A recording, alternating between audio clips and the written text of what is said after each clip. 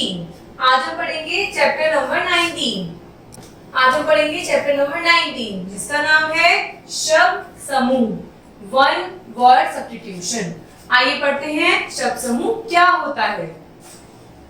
भाषा को संक्षिप्त तथा अभिव्यंजक बनाने के लिए वाक्य या वाक्यांश के लिए एक शब्द का प्रयोग वाक्यांश के लिए एक शब्द कहा जाता है। भाषा को और सुंदर बनाने के लिए कह सकते हैं जब हम बहुत सारे शब्द ना बोल के उसके लिए हम एक शब्द बोलते हैं जो कि बहुत ज्यादा अट्रैक्टिव होता है, बहुत ज्यादा अभिव्यंजक होता है, तो उसे हम बोलते हैं वाक्यांश के लिए एक शब्द जो कहलाता है शब्द समूह। हिंदी के ऐसे प्रमुख शब्दों की सूची निम्नलिखित है, तो आइए पढ़ते हैं। जो वाक्यांश मतलब अनेक शब्दों के लिए एक शब्द कैसे होता है। जिसका अंत ना हो उसे हम क्या कहेंगे, अनंत। जिसका ज्ञान कम हो उसे कहेंगे हम अज्ञानी।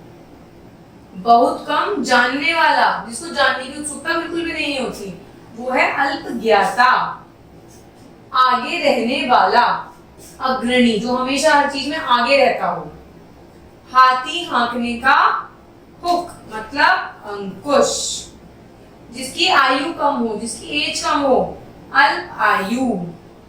जिसके माँ बाप ना हो, जिसके मम्मी पापा नहीं होते, वो होता है अनाथ। जो दिखाई ना दे, अदृश्य, मतलब जिसे आप देख नहीं पाओ उसे कहते हैं हम अदृश्य।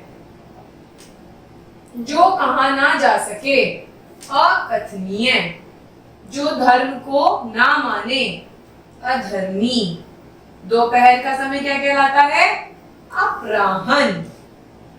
निष्फल ना होने वाला, जो चीज आपकी बेकार ना जाए, अमोघ।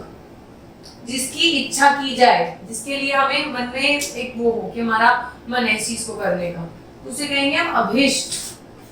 जो कभी ना मरे, अमर।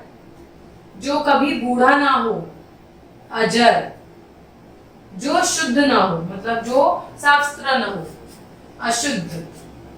जिसकी कोई सीमा ना हो, असीमित। जिसे छुआ ना गया हो, जिसे कभी भी आपने टच ना किया हो, अछूता। अपने आप पर बीती हुई, जो चीज आपने झेल रखी है, समझ रखी है या फिर एडजस्ट कर रखी है, आप बीती। उसे क्या कहेंगे बेटा आप लोग, आप बीती। जिसका ईश्वर में विश्वास हो, आस्तिक। जो अन्य पर निर्भर ना हो, जो किसी और के ऊपर डिपेंडेंट ना हो, आत्मनिर्भर। जीवन भर रहने वाला, आजीवन। जो हमेशा जीवन पर्यंत रहे। उपासना करने वाला, उपासक। ऊपर कहा हुआ, जैसे हमने ऊपर कोई बात कही है तो उसे कहेंगे हम लोग उपयुक्त।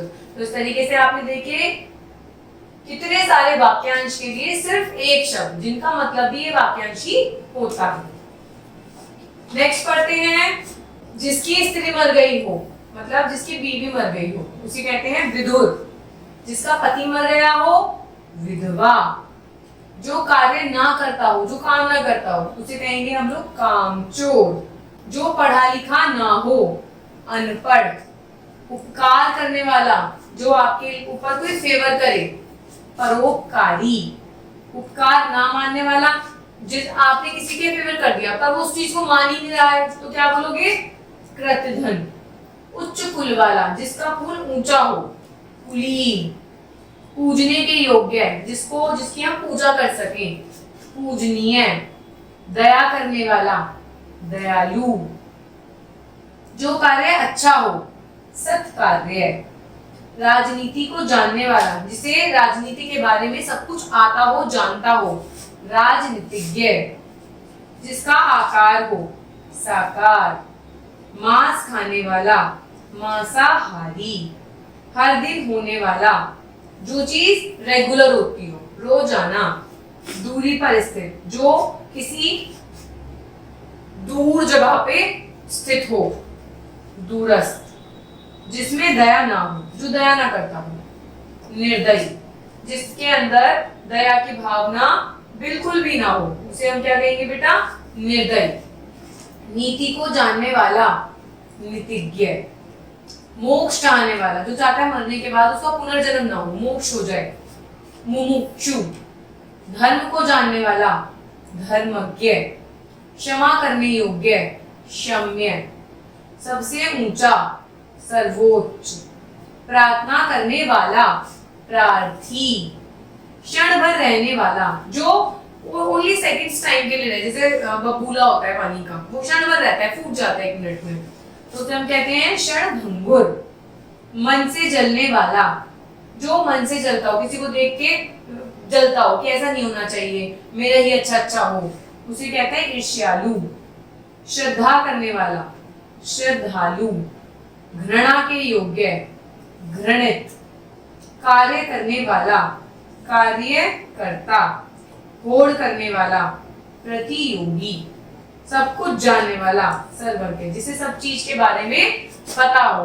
होड़ करने वाला मतलब होता है जो कंपटीशन करता हो किसी भी चीज को लेके। तो बेटा इस तरीके से हमने देखे कि वाक्यांश मतलब बहुत सारे शब्दों के लिए हमने कैसे एक शब्द यूज करा है। ये क्या करता है, व्याकरण की, हमारे हिंदी भाषा की सुंदरता को बढ़ाता है। तो ये चैप्टर हमारे लिए आगे तक बहुत ज्यादा इंपॉर्टेंट रहने वाला है। इस वीडियो को बहुत ध्यान से देखिए, आने वाली वीडियोस भी हमारी इससे रिलेटेड होंगी। व्याकरण में सारे टॉपिक्स बेटा हमारे लिए बहुत इंपॉर्टेंट होते हैं। So please watch this channel, watch all these videos for your betterment. Thank you.